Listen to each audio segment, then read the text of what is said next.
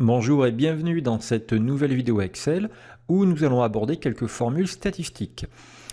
Pour suivre cette vidéo, il faut que vous soyez familiarisé avec les formules, soit que vous sachiez en taper quelques-unes au clavier, soit, encore plus intéressant, que vous connaissiez la touche FX, c'est-à-dire l'assistant de formule qui est ici.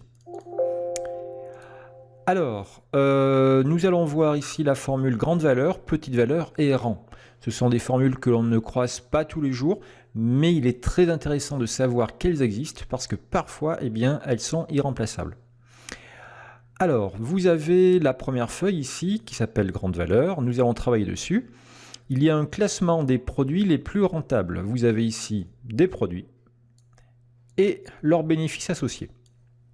Dans un premier temps, on va faire les fonctions statistiques les plus classiques, les plus courantes, min, max, moyenne. Allez, je me mets sur min ici. On se souvient que la fonction min, elle est ici à droite de la somme, dans la petite flèche. C'est la manière la plus rapide d'y accéder. Le min de tout ça, on valide. Ici, on veut le max de tout ça, on valide. Et enfin, ici, la moyenne de tout ça, on valide. Donc ça, c'est le strict minimum, le strict b.a.-ba. Ici, on veut un peu plus compliqué. Nous cherchons la valeur la plus élevée, la seconde valeur la plus élevée et enfin la troisième valeur la plus élevée. Alors, la première valeur la plus élevée, c'est ni plus ni moins que la fonction max. Mais on va la faire différemment. On va la faire avec la fonction grande valeur. Allez, je me mets ici, fx. Je vais chercher la fonction grande valeur, qui est ici. Je valide. Et grande valeur me demande deux éléments, la matrice et K, c'est-à-dire le rang, en fait. La matrice, c'est tout ça. OK. Et je veux la première valeur la plus élevée. Donc le rang, je vais mettre 1. C'est-à-dire qu'il va me sortir la première grande valeur, c'est le nom de la fonction, de la matrice. Je valide et je me retrouve avec en fait le résultat de la fonction max. Ok, alors pour faire la deuxième, fx, grande valeur, la matrice est toujours la même, et cette fois-ci je veux la deuxième plus grande valeur, donc en K je mettrai 2. Je valide, voilà.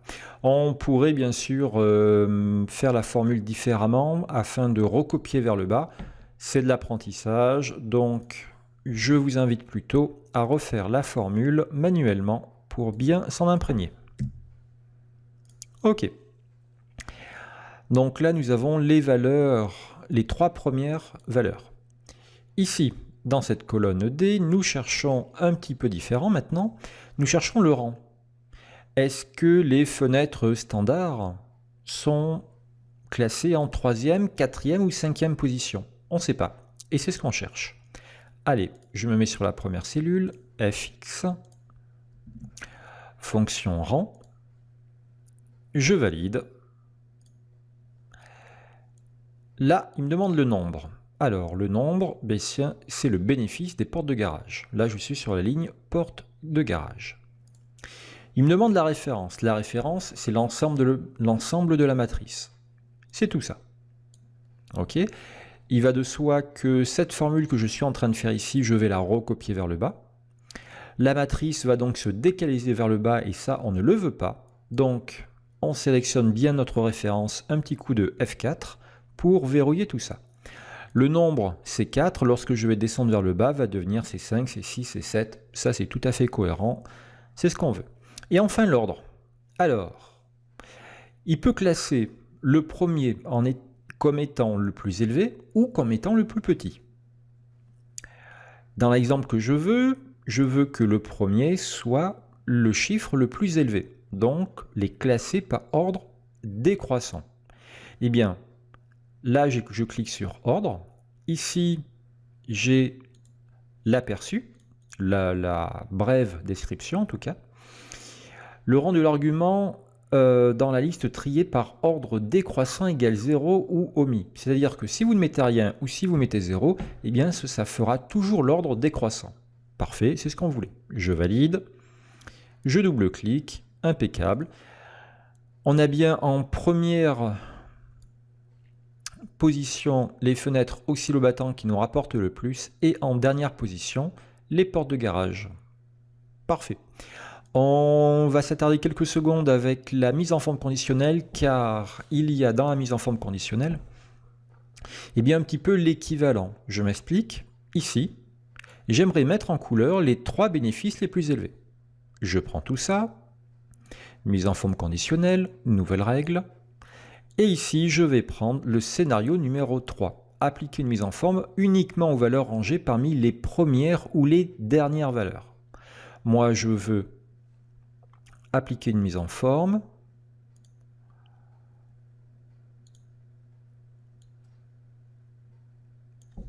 aux premières 3 valeurs. Non, c'est aux dernières. Je vais essayer dernière, 3 valeurs, format. Et je vais mettre un petit peu de remplissage orange, par exemple. Je fais OK. Je fais OK. Et j'ai bien... Ah non, je me suis trompé. J'ai les 3 valeurs les plus petites. C'est pas ce que je voulais. Donc, mise en forme conditionnelle, gérer les règles. Je double-clique pour retrouver ma règle. Et c'est bien les premières 3 valeurs. Je fais OK. Je fais OK. J'ai bien ici les premières 3 valeurs. Effectivement, ça réfléchit par ordre décroissant. Voilà. Et c'est cohérent parce que là, on retrouve 1, 2 et 3. Il va de soi que si on change un chiffre, par exemple, porte de garage, au lieu d'avoir un 2 devant, je mets un 8, eh bien, c'est elle, maintenant, qui passe en numéro 1 et la couleur se met automatiquement.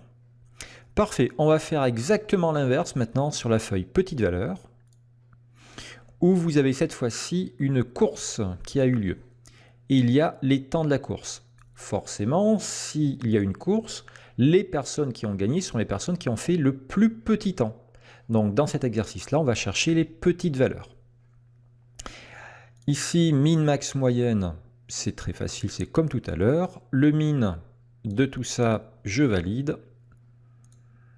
Le max de tout ça, je valide. La moyenne de tout ça, je valide. Le classement, cette fois-ci, je veux la plus petite valeur. Ce ne sera pas la formule grande valeur, mais la formule petite valeur. fx, petite valeur, je valide. On me demande la matrice et le cas. Donc la matrice, c'est tout ça. Et le cas, c'est ça. Là, j'ai fait exprès, je n'ai pas mis premier, j'ai mis 1, 2, 3. Afin que l'on puisse recopier ceci vers le bas facilement. Lorsqu'on va recopier, le cas va devenir F9 puis F10. Parfait, c'est ce qu'on veut. Par contre, la matrice qui va de C5 à C12, si on la recopie vers le bas, eh bien, elle va se décaler vers le bas. Ça, on ne le veut pas, donc on sélectionne bien la matrice dans l'assistant et on fait un petit coup de F4. Parfait. Ici, le format n'est absolument pas approprié. Je pourrais éventuellement mettre un format heure, mais ça me met les heures devant. Donc, on va personnaliser le format. Clic droit, format de cellule, personnaliser. On veut heure de point minute. On enlève tout ça. H de point mm. Voici un format plus adéquat. Je double-clique et c'est bon. 42 minutes, c'est bien le plus petit temps, suivi de 45, suivi de 54. On termine ici par rang, fx, fonction rang, je valide. On me demande le nombre, c'est 45 minutes. La référence, c'est tout ça que l'on verrouille avec F4. Faites attention, il faut bien que la première cellule, la première adresse, c'est 5 et des dollars, et la deuxième également. Et là, on me demande l'ordre. On se souvient que si on ne met rien, c'est un tri décroissant. Or là, je veux récupérer un tri croissant, c'est-à-dire ceux qui ont fait le plus petit temps en premier, en haut de la pile. Donc là, je vais mettre par exemple 1, je valide, je double-clique, impeccable. La première ici, c'est bien Monica, suivie de Joey. Pour terminer, mise en forme conditionnelle, les 3 plus petits, je prends tout ça, mise en forme conditionnelle, nouvelle règle, scénario numéro 3, et je veux cette fois-ci les derniers, je mets 3, format, remplissage, allez on va mettre un petit vert, parfait. On fait une petite modification pour être sûr et certain que ça fonctionne. On va prendre Chandler. Au lieu qu'il ait fait 1h07, on va dire qu'il a fait 40 minutes. 0,2.40. Je valide. Parfait. C'est lui qui passe en numéro 1. Rachel n'est plus maintenant que la numéro 4. Tout se met à jour.